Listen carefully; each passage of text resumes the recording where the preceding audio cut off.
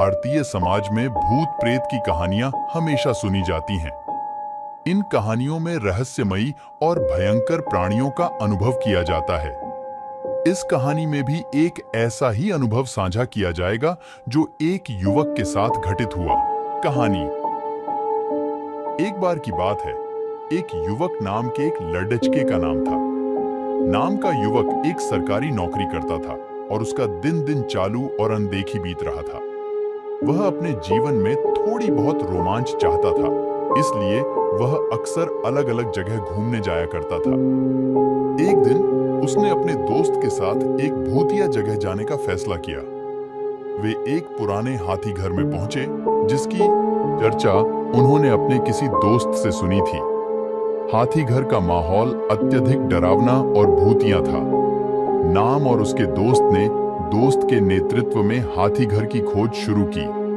वे अंधेरे कमरे, भटकी हुई दीवारें और भूतों की किलकारियों को सुनते हुए घूमते रहे। धीरे धीरे नाम को एक अजीब सी महसूस होने लगी। उसे लगता था कि कोई उसके पीछे है, लेकिन जब वह पीछे मुड़ता तो कोई नहीं था। कुछ ही समय बाद नाम और उसके दोस्त एक बड़े कमरे में पहुंचे, जहां एक बड़ी औरत बैठी थी। उसकी आंखों में अजीब सी चमक थी और उसने नाम को देखते ही कहा, तुम्हारा इंतजार था।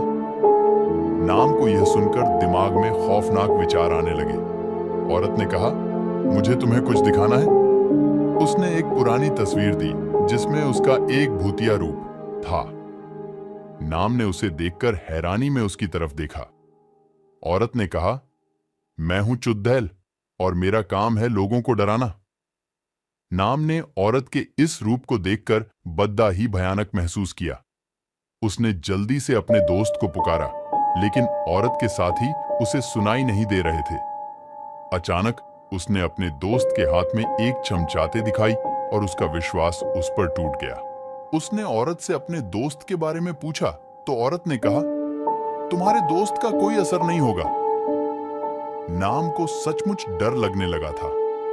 उसने धीरे धीरे औरत के पास से दूर होने का प्रयास किया, लेकिन अचानक उसके पास से एक और महिला आई और उसने नाम को अपने कंधे पर हाथ रखा। वह महिला कहती रही, तुम्हारा समय खत्म हो गया है। नाम ने चिल्लाकर दोनों हाथ उठाए और दोनों के बारे में भगवान से प्रार्थना करने लगा। इसके बाद उसकी आंखें खुली और वह देखा कि वह एक अनजान और भूतिया जगह में है।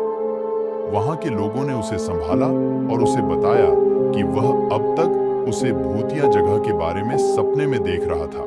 ये कहानी हमें यह बताती है कि कभी-कभी हमारे सपनों और भय की कहानियों के बीच बहुत कम अंतर होता है। इसीलिए हमें हमेशा अपने विश्वास पर ध्यान केंद्रित रखना चाहिए।